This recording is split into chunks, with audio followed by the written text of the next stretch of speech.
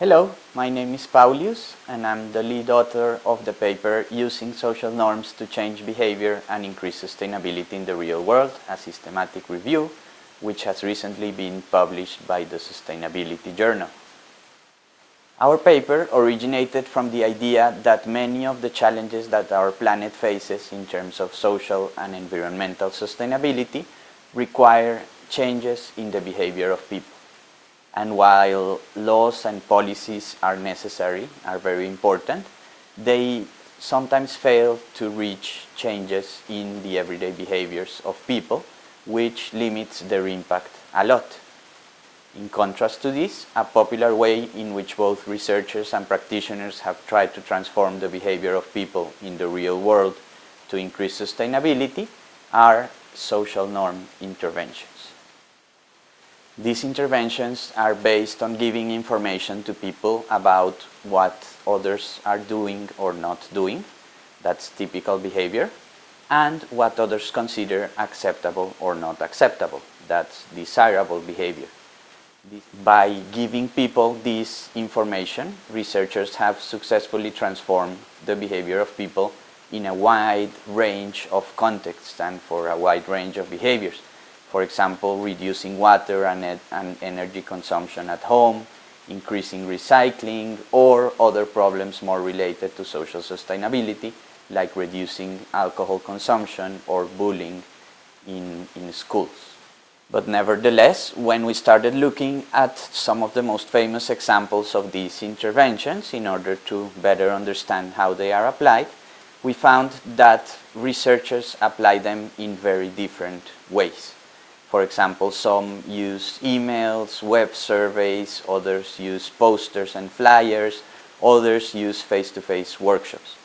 So we wanted to know what are the different ways in which these interventions have been applied in the academic literature, specifically what strategies and mechanisms of intervention they use.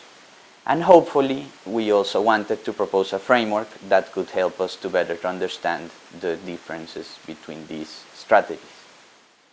To do this, we did a systematic review, which is of course when you define clear and replicable criteria to collect a broad sample of studies that should be more or less representative of a broader literature. And this allowed us to collect over 90 academic papers that apply social norm interventions to change the behavior of people in the real world. These studies are very diverse. They range over 17 countries and 12 topics of intervention in our sample. Analyzing these studies, we found very different strategies and mechanisms of intervention as we had anticipated, and which are based on very different assumptions about what influences behavior. And we found strategies that have clear antecedents in psychological research and theory. The most important ones are related to the context where the interventions are applied. So, for example, it's not the same seeing a poster about reducing alcohol consumption in a bar when you're about to drink something or where all your friends are drinking, than getting an email with a long survey about it that you will likely answer at home.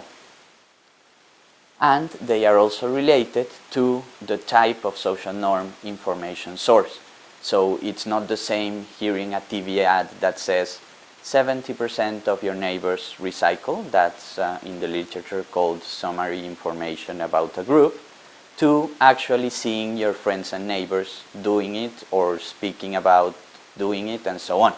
That's called exposure to behaviors and opinions in the literature. For each one of those dimensions, we describe successful applications in our sample. We explore the main physical, psychological, and social mechanisms that were used and how all these characteristics tend to be used in the literature. With this framework, we want to contribute to a better understanding and show the wide variety of the specific mechanisms through which these interventions have been applied and can be applied, and in this way, to inform systematic testing and the design of more effective and sustainable interventions. Thank you.